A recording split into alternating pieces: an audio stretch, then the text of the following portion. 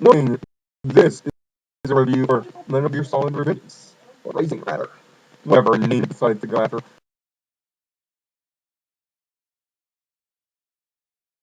No clips, no clips. Music, although the music is very good. Or footage from the game has been used for the purpose of this review. Plus,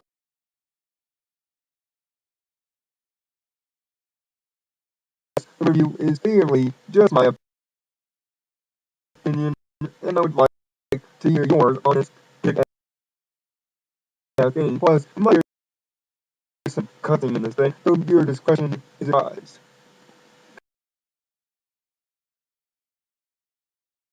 Time to cut loose, literally.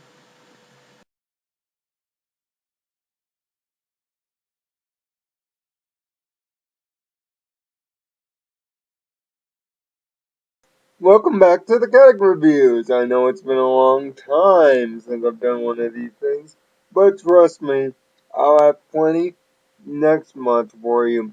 Just watch the upload for more information forthcoming. But a few years ago, Hideo Kojima, the mastermind or the whack job to some, but behind the Metal Gear Solid and Zone of the Ender series, decided to do a spin-off of its successful sneaking mission game. This sneaking mission game I'm talking about is, of course, Metal Gear. After the success of all the Metal Gear Solid series, Hideo wanted to do something different. So, he asked his crew at Konami to make an action game. What originally started out as a Connect-only title, just known as Metal Gear Rising, quickly went through a 3-year development cycle with nothing in sight.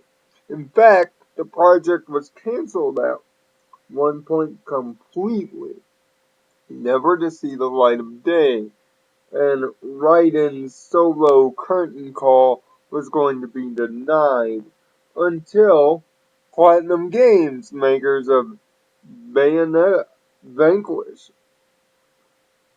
decided to act as reinforcements. The Connect features were gone,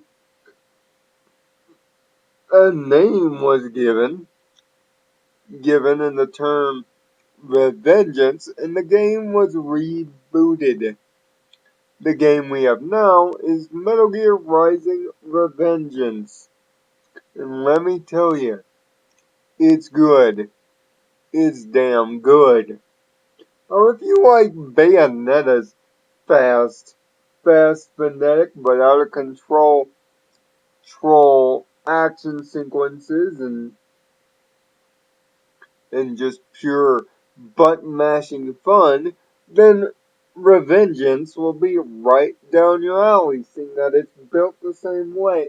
So much so that moves from Bayonetta were directly ripped and put into Raiden's moveset.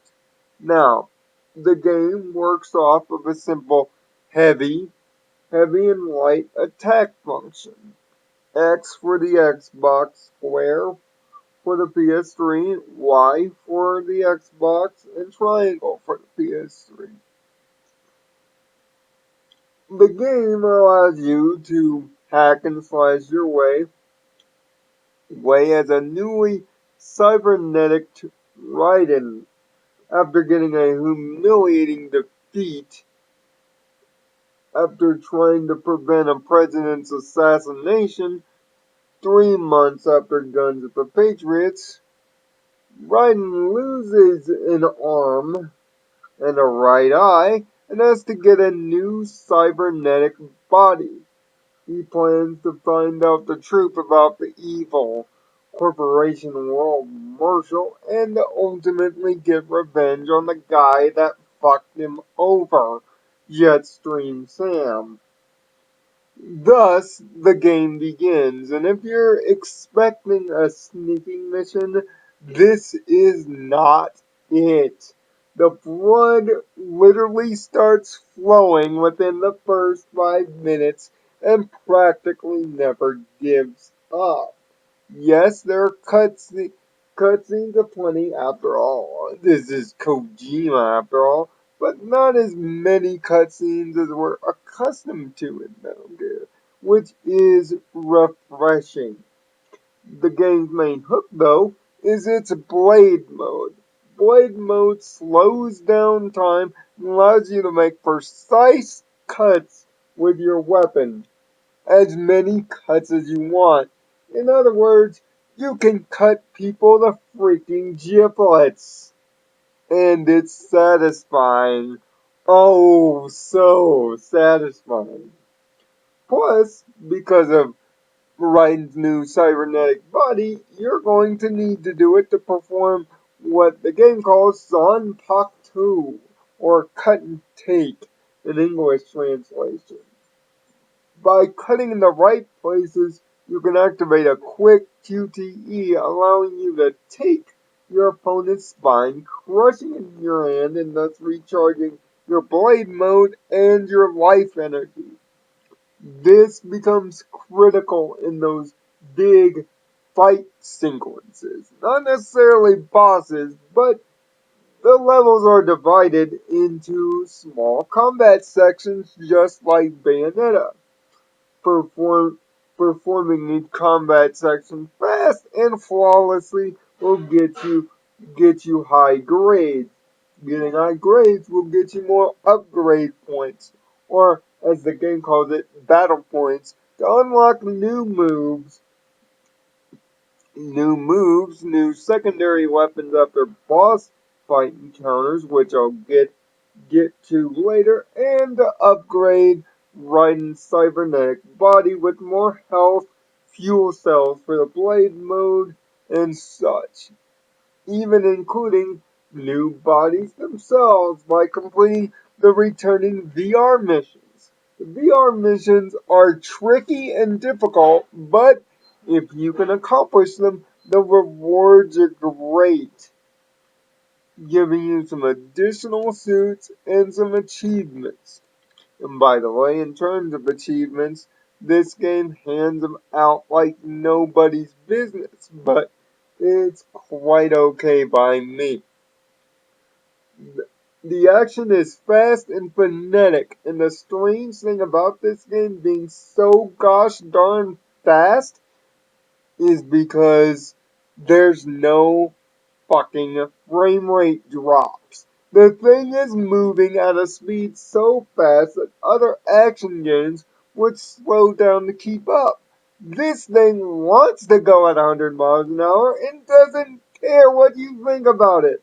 From the QuickTime events, and trust me, I'm a hater of QuickTime events as much as the next person, but my lord, are the QuickTime events entertaining as hell to watch. Every entrance into every cool sequence in this game in terms of the cutscenes or QuickTime events echoes Raiden's cool factor.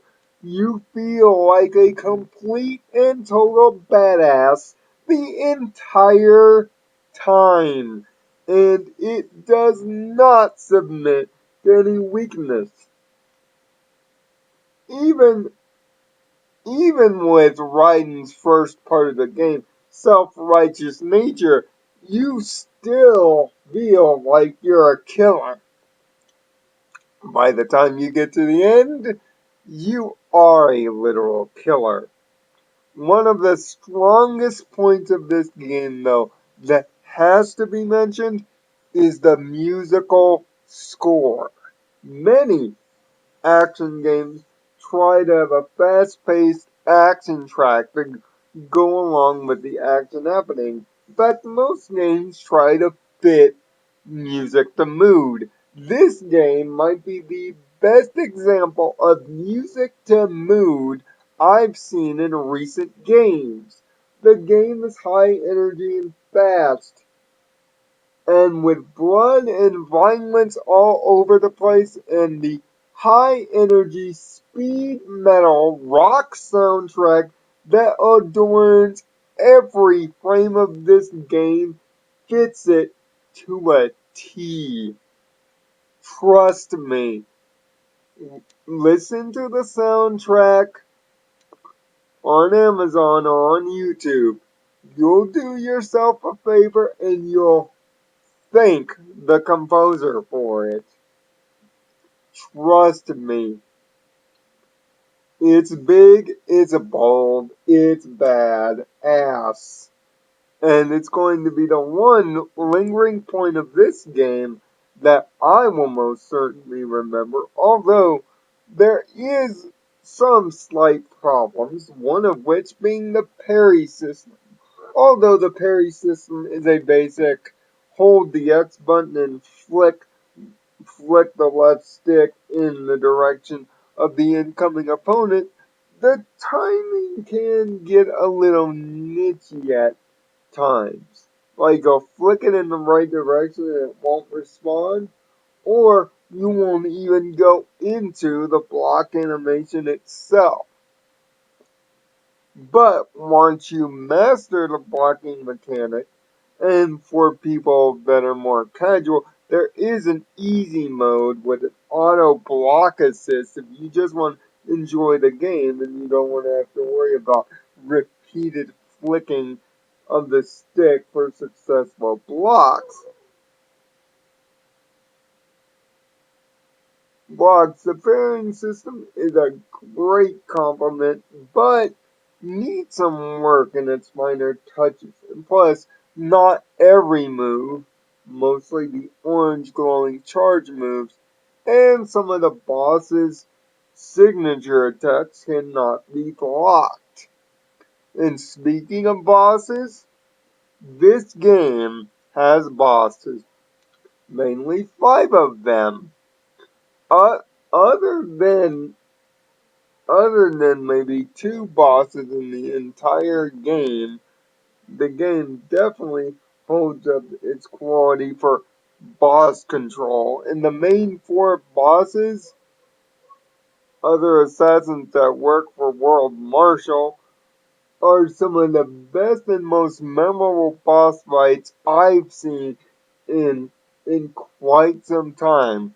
Most notably, the final boss, which I will not bring up name or situation because of spoiler alerts, but trust me, if and when you get there, you are in for a fight, and the musical track that accompanies it might be one of the best final tracks ever composed for a boss fight, possibly ever. Trust me, it's that good. Everything from the codex entries being the main reason to get story depth that are completely optional to listen to its autosave and hard save mechanics, to its multitude of battle point upgrades from extra moves to right moveset to the secondary weapons, which there is one drawback to that. Each secondary weapon takes up the Y or triangle buttons on your controller, thus limiting the move list that you have, which is a concurring negative. Plus, not everything in the environment can be sliced and diced for any particular reason, but because this is a first attempt, I won't penalize it that hard. The point is, the game is about 6 to 8 hours long at its most, but you would be a fool not to want to play again to unlock all the special unlocks that you don't have the battle points for. Its inventory system, its sound effects, even the cute little Easter eggs like the pinup girls, and even using a cardboard box for the quote-unquote stealth sections of the game.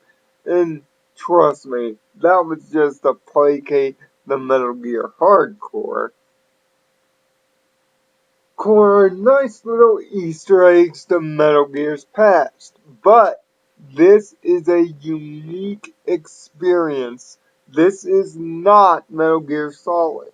And if you go in thinking that it's Metal Gear Solid or anything like Metal Gear Solid, you're gonna deny yourself a great experience and be disappointed if you look at it on the viewpoint of Bayonetta in terms of a simplified simplified, action-packed popcorn flick of a game, then you will most certainly love Revengeance.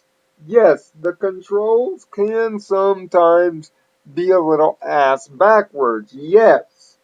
But remember, this is the first game and pretty much an experimental attempt to spin off Metal Gear. And I would say the mission was successful. Now people can forget about Metal Gear 2, and you know which scene and which game I'm talking about. This is finally the game that gives Raiden his star, his moment in the sun, and it could not come more perfectly packaged or more perfectly delivered. I just hope that we get to see more of it. Metal Gear Rising or Vengeance gets a solid 9 out of 10 from me. Until the next Kadic reviews, live life by the code, or I might slice your left arm off next.